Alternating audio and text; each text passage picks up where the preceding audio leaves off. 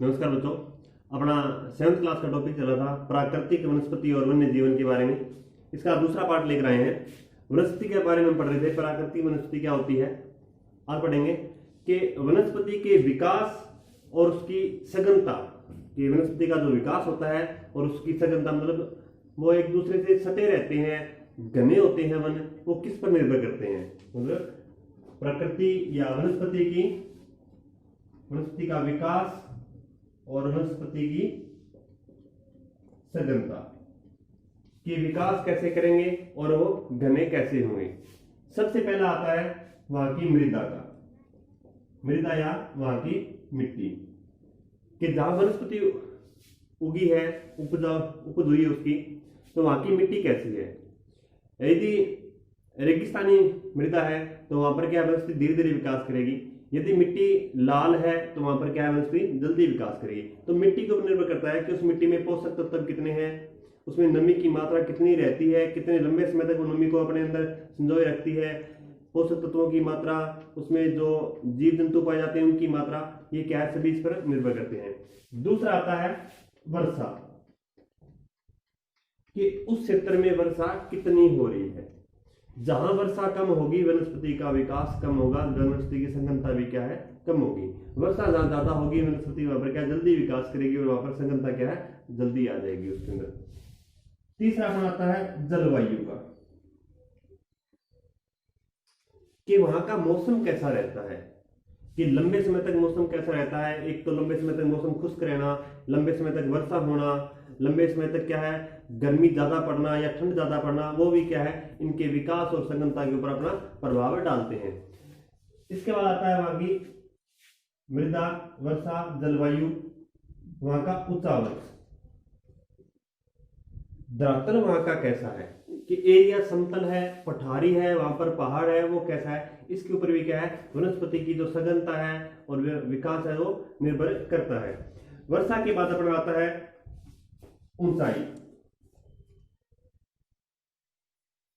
ऊंचाई मापी जाती है समुद्र तल से, कि जिस क्षेत्र में वनस्पति उपज हो रही है, जहां पर विकास उसका हो रहा है, उसकी समुद्र तल से ऊंचाई कितनी है। जितनी ऊंचाई कम होगी वनस्पति का विकास, वहां लंबाई कम होगी वहां पर। परंतु कई बार ऐसा देखा गया है कि समुद्र किनारे वनस्पति लंबी पाई जाती है, पेड़ पौधे बहुत लंबे लंबे पाए जाते हैं। वो निर्भर करते हैं वहां की वर्षा के ऊपर, कि वहां वर्षा कितनी हो रही है। जैसे हम पहाड़ों के ऊपर जाते हैं तो समुद्र तल से ऊंचाई क्या है, ज्यादा बढ़ती जाएगी। जितनी ज्यादा ऊंचाई बढ़ेगी पहाड़ों के ऊपर क्या है, वनस्पति क्या है, उसकी लंबाई ज्यादा होती जाएगी। यदि हम ज्यादा ऊपर लास्ट तक चले जाते हैं पहाड़ों पर, तो वहां पर दो वनस्पति पाई जाती है, मास और लाइकेन।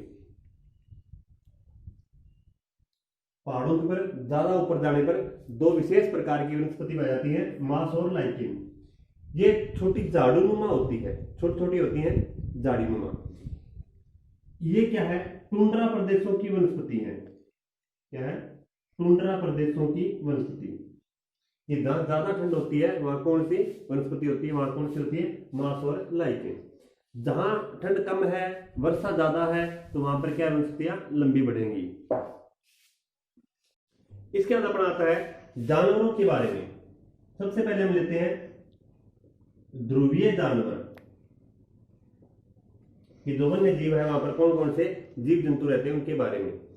ध्रुवीय जानवर जो मतलब पहाड़ों पर रहते हैं, जैसे भालू है, हाथी है, ठीक है, बारहसिंगा है, कश्मीरी बारहसिंगा ही रहते हैं। इनकी विशेषताएं पूछते हैं कि जो ध्रुवीय जानवर है, जो पहाड़ों पर जो जानवर रहते हैं ज्यादा ठंड के अंदर, उनकी विशेषता क्या होती है।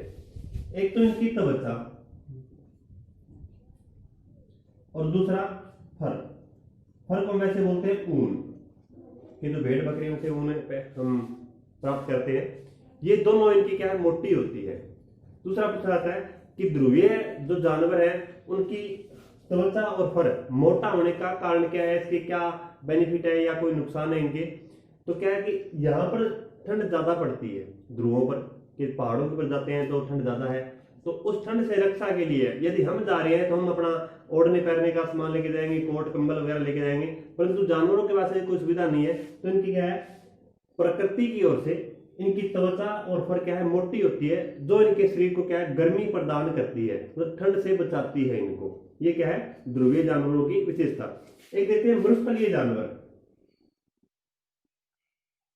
मरुस्थलीय जानवर जैसे ऊंट होता है, बकरी होती है, भेड़ है, ठीक है। इन पशुओं के बाल तो होते हैं, त्वचा इनकी भी थोड़ी पतली होती है, किसकी बजाय, ध्रुवीय जानवरों की अपेक्षा कुछ इनकी चमड़ी क्या है, पतली होती है। पर क्या है, यहाँ पर ध्रुवीय क्षेत्रों में इन पशुओं के बाल वगैरह नहीं काटे जाते। यहाँ क्या है, इनकी समय समय पर इनके बालों की कटाई की जाती है, जिससे क्या है, हमारे इनके बालों से हमें ऊन प्राप्त होती है। इसके लिए बाल बार बार काटे जाते हैं। इसके बाद अपना आता है वनों के बारे में, चलते हैं थोड़ा। ज्यादा पूछा जाता है सदाबहार वनों के बारे में। सदाबहार वन, इन वनों को बोला गया है भूमध्य रेखीय वन। भूमध्य रेखीय वन क्या बोला गया, सदाबहार वनों को क्या बोला गया, भूमध्य रेखीय वन। इन्हीं को बोला गया है उष्णकटिबंधीय, उष्णकटिबंधीय वन। इन्हीं को बोला गया है घने वन।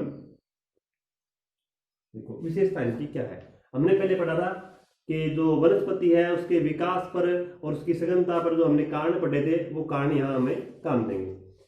सदाबहार वन मतलब सदा हरे भरे रहते हैं, पतझड़ ऋतु इनके अंदर नहीं आती। पत्ते इनके क्या है, नीचे वाले अपने आप झड़ते रहते हैं, ऊपर नए आते रहते हैं, तो इनके अंदर पतझड़ ऋतु क्या है, नहीं आती। भूमध्य रेखीय उष्णकटिबंधीय और घने वन, जो वन हमेशा हरे भरे रहेंगे वो क्या है, घने होंगे। पत्ते नहीं झड़ते तो घने क्या है, हमको होना पड़ेगा। भाई ये तो कुदरती चीज है कि जो चीज हरी भरी हमेशा रहेगी वो क्या है, घनी ही रहेगी। उष्णकटिबंधीय और भूमध्य रेखीय, ये वन पाए कहाँ जाते हैं, भूमध्य रेखा के निकट। भूमध्य रेखा के निकट क्या है, उष्णकटिबंधीय क्षेत्र पाया जाता है, जहां पर क्या है, गर्मी ज्यादा होती है, हुमस होती है इसमें थोड़ी। इस क्षेत्र में वर्षा ज्यादा होती है, ठीक है, जिसके कारण क्या ये वन ज्यादा लंबे बढ़ते हैं। इसके कारण इनको बोला गया है सदाबहार वन, भूमध्य रेखीय वन, उष्णकटिबंधीय और घने वन। इन वनों में देखे जाते हैं तो कुछ आते हैं जैसे रोजवुड, आबनूस, महोगनी। ये क्या है, इसके प्रमुख वन है इस सदाबहार वनों के अंदर जो पाए जाते हैं। आता है शंकुधारी वन। शंकुधारी वन, जो वन पहाड़ों के ऊपर पाए जाते हैं,